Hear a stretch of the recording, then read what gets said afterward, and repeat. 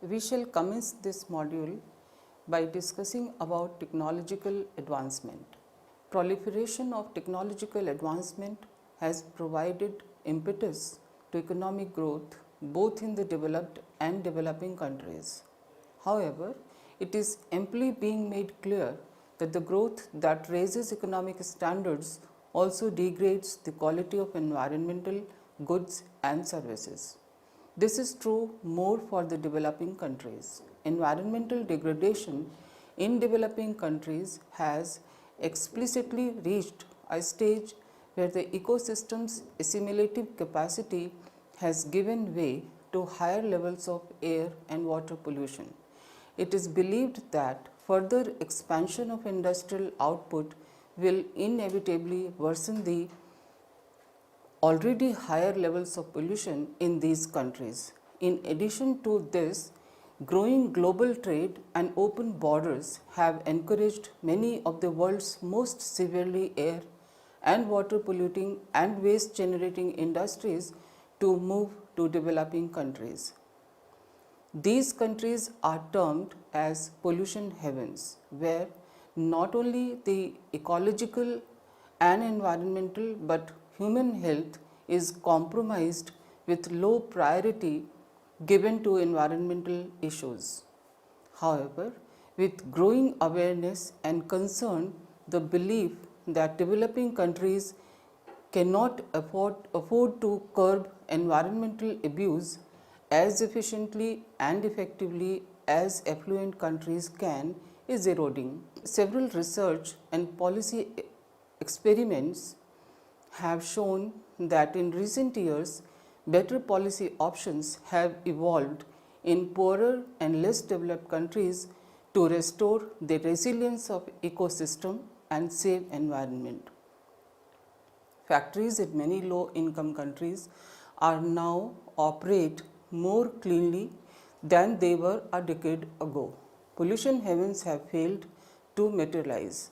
The new policy options known as informal regulation are far more effective and efficient than the conventional policies, that is command and control and economic instruments to tackle pollution problems.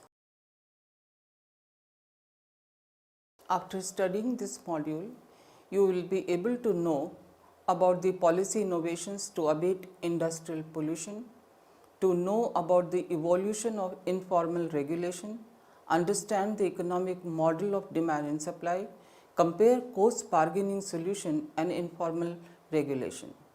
Let us discuss briefly about conventional policy instruments. The conventional instruments are broadly classified as command and control or quantity based and market based or economic instruments. Command and control instruments establish uniform effluent concentration standards and technology standards to be complied by all the firms across all the states.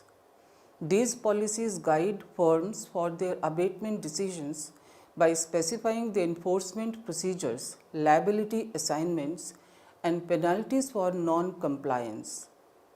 The responsibility of defining and enforcing the standards and other procedures is shared legislatively specified methods between the national, state and local governments. Government investment for paving roads, constructing solid waste dumps to control releases of particulate matter, R&D and clean technology is also one of the pollution control methods. As an example, government investment in cleaner fuel, that is CNG, vehicular technology, that is Euro norms, and metro rail in Delhi in India has led to a considerable reduction in air pollution. Pargal et al.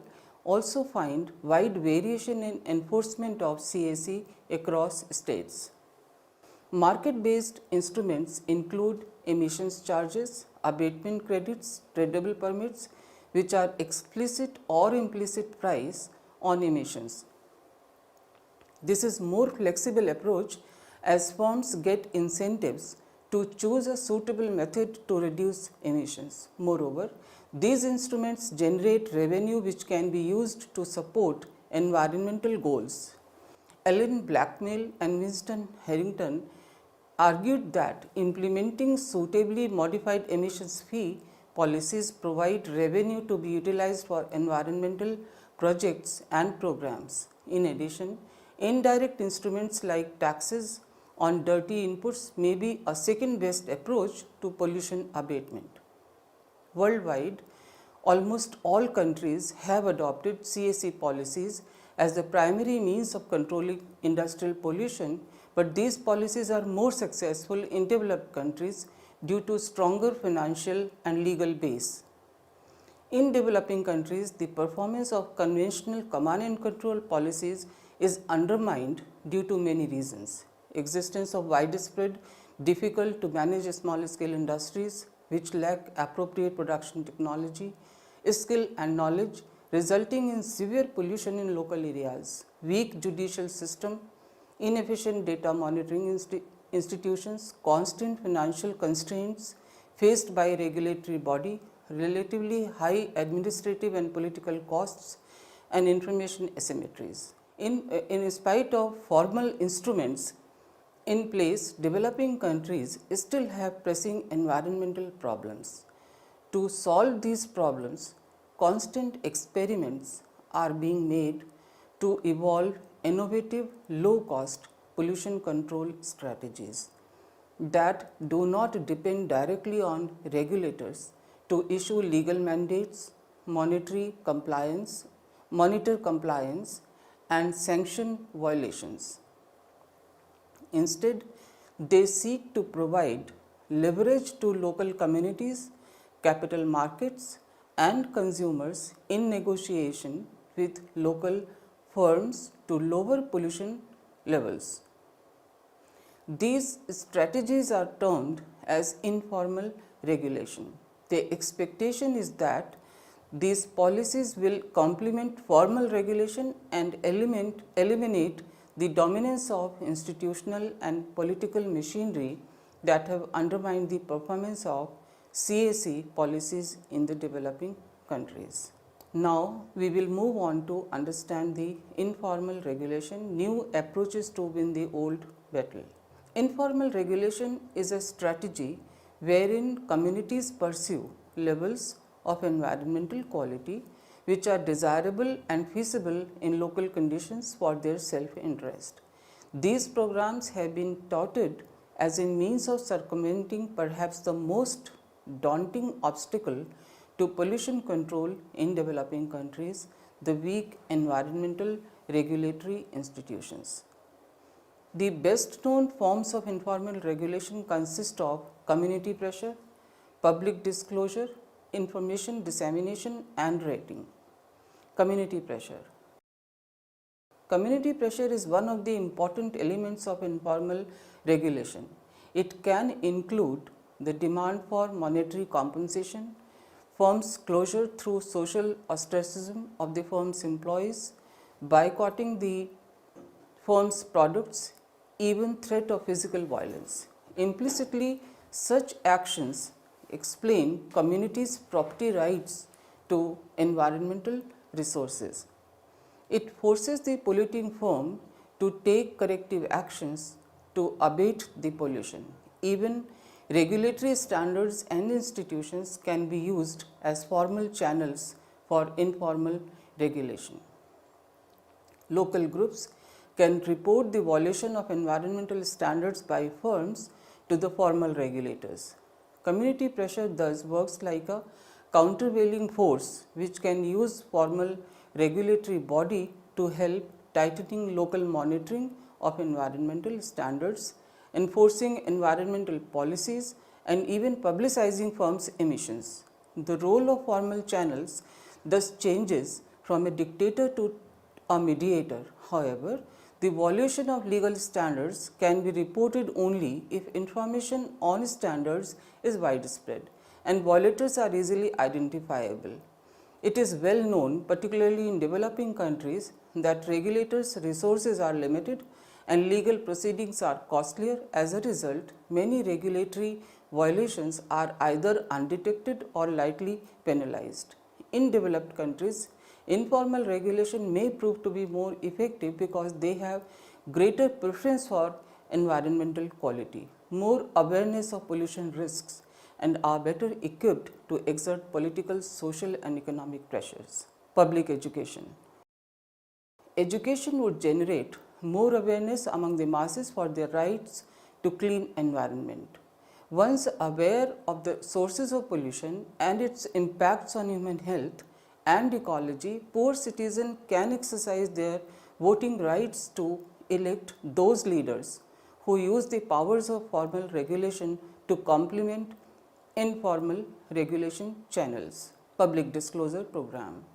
Public disclosure programs, also known as third wave, collect and disseminate information about firms' environmental performance. After command and control and market-based approaches, the third wave is the most popular approach of tackling pollution problems, both in the developed and developing countries. Developing countries, which are characterized by the weak regulatory institutions and limited political will, the public disclosure programs appear to be an effective tool to manage environmental resources. Tittenberg has identified 7 channels through which public disclosure may motivate firms to improve their environmental performance. These channels are clubbed into following broad categories. A. Output market pressures. Disclosure may affect the demand for firms' goods. B. Input market pressures. Disclosure may affect the demand for firms' securities and the firm's ability to hire and retain employees. C. Judicial pressure. Disclosure may encourage citizens to initiate tort law actions against polluters, motivate private suits to force firms to undertake abatement, and give rise to judicial actions in countries whose constitution guarantees citizens the right to a healthy environment. D. Regulatory pressures. Disclosure may build support for new pollution control legislation or better enforcement of existing legislation. E. Community pressures. Disclosure may enhance pressures that community groups and non-environmental organizations place on polluters to cut their discharges. F. Managerial information. Disclosure may provide new information to managers about their plants' discharges and options for reducing them. National public disclosure programs. 2 types of national public disclosure programs have emerged over the past 2 decades. First, pollutant release and transfer registers are systems to collect and disseminate information on environmental releases and transfers of toxic chemicals from industrial and other facilities. They were established in several countries after 1984 Bhopal disaster and 1992 United Nations Conference on Environment and Development in Rio de Janeiro, which affirmed the right to know of communities and workers about toxic chemicals and other substances of concern. PRTPs are type of emission inventories typically containing data on emissions to the environment from individual industrial facilities. Second, rating system wherein database of polluting firms is created and the information is used to rate the firm's environmental performance. In developing countries, these programs focus mostly on conventional pollutants. Examples include Indonesia's program for pollution control, evaluation and rating, known as PRO-PER, India's Green Rating Project, Philippines' EcoWatch program, China's Green Watch program, and Vietnam's Black and Green Books initiative. Green Rating Project. the Green Rating Project, that is JRP, of India is one of the very few public disclosure projects in the world in which a non-governmental, non-industry organization rates the environmental performance of industries and makes the results public. Under JRP, factories are classified according to their emission levels and broadcast the result widely to enable communities to identify serious polluters. Based on the available information, communities can pressurize polluters to take appropriate actions to clean up. In India, industries assessed under the JRP project are awarded leaves for their performance, the highest being 5 leaves and the lowest being none. Further, the Environment Ministry has proposed to classify various industrial sectors across India under a 3-colored red, orange and green scheme depending on their pollution potential. Public disclosure does not necessarily require an effective enforcement capability or even a well-defined set of environmental regulations. Moreover, administrative costs, data collection and dissemination are low due to widespread application of information technology.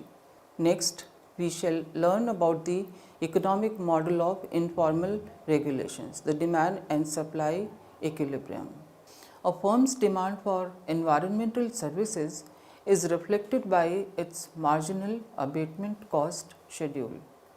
Since firms use the assimilative capacity of environment to discharge their effluents for emissions, their demand for environmental services would reduce as these firms increase their efforts or investment for adopting the pollution control and prevention activities. Abatement costs are negatively related with emission levels, implying that the more a firm abates, the lesser it requires the environmental services.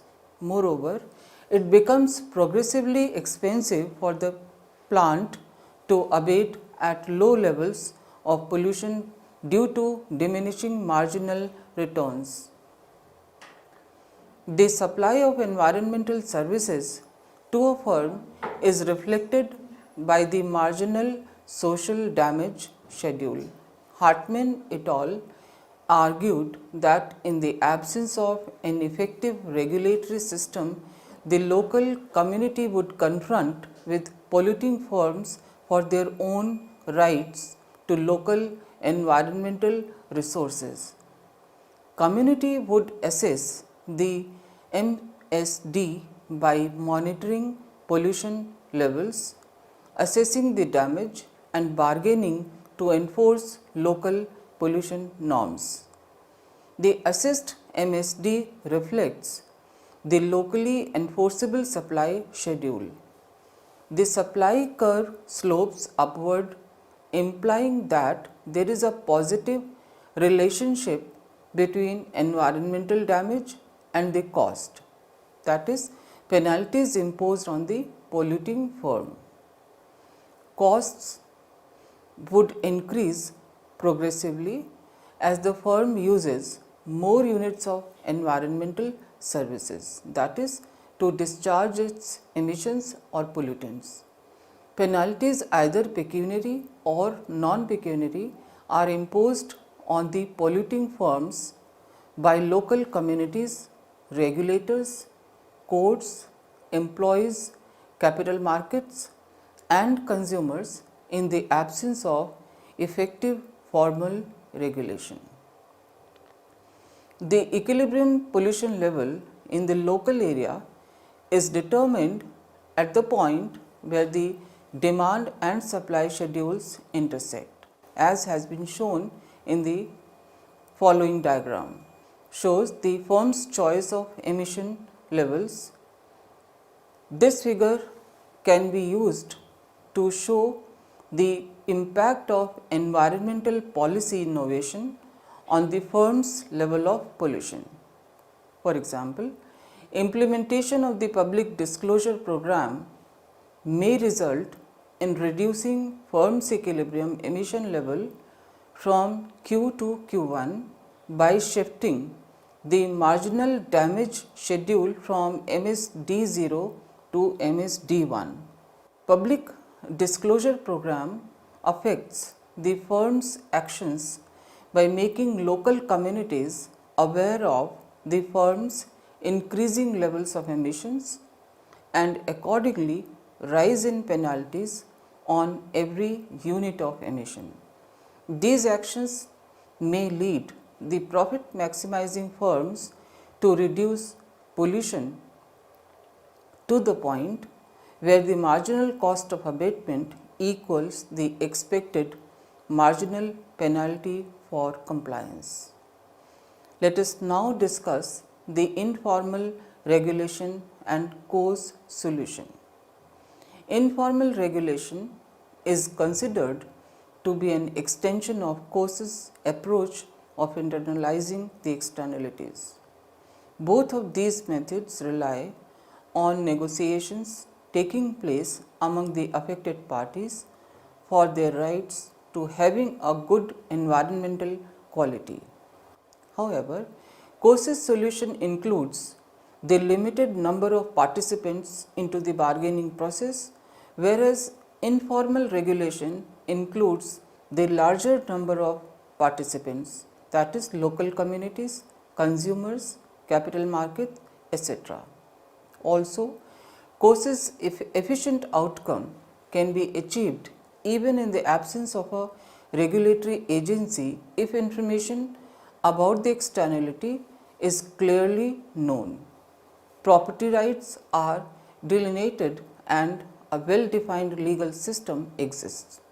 But informal regulation, that is community pressure, would affect polluters' behavior even in the absence of accurate information, explicitly defined environment property rights and a legal system to adjudicate settlements. But informal regulation, that is community pressure, would affect polluters' behavior even in the absence of accurate information, explicitly defined environment property rights and a legal system to adjudicate settlements. Informal regulation has emerged as a powerful tool for controlling pollution even in the countries where there is no dearth of information, legal system is effective and property rights are explicitly defined. In developing countries, in principle, the regulator has an array of physical, legal, monetary and other instruments at his disposal, but studies in India have concluded that despite a strong legal framework and the existence of a large bureaucracy to manage environmental regulation, its implementation is very weak.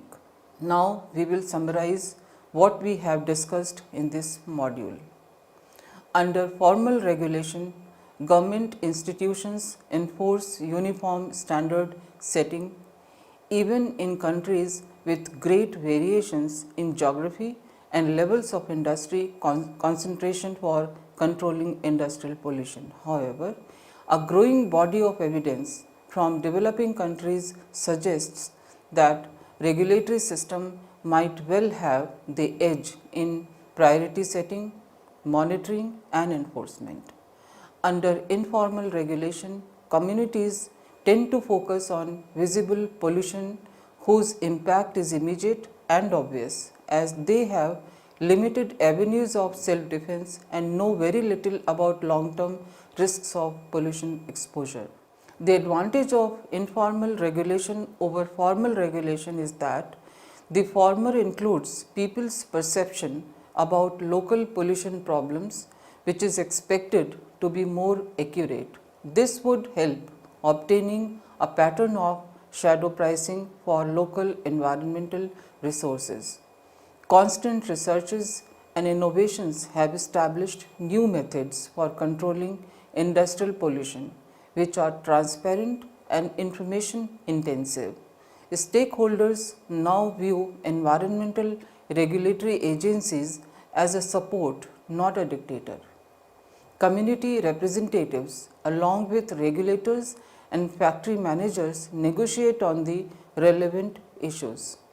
Market agents, including financial institutions, stockholders, and consumers who decide their own consumption pattern, also influence the decisions of polluting firms. Since each system has clear advantages and disadvantages, the optimal system may be a mixed one. In such a system, the government agencies might concentrate on monitoring, inspection, risk analysis, and dissemination of information to local communities. Local communities could be empowered to meet their own standard using the government agency for legal support and enforcement wherever necessary.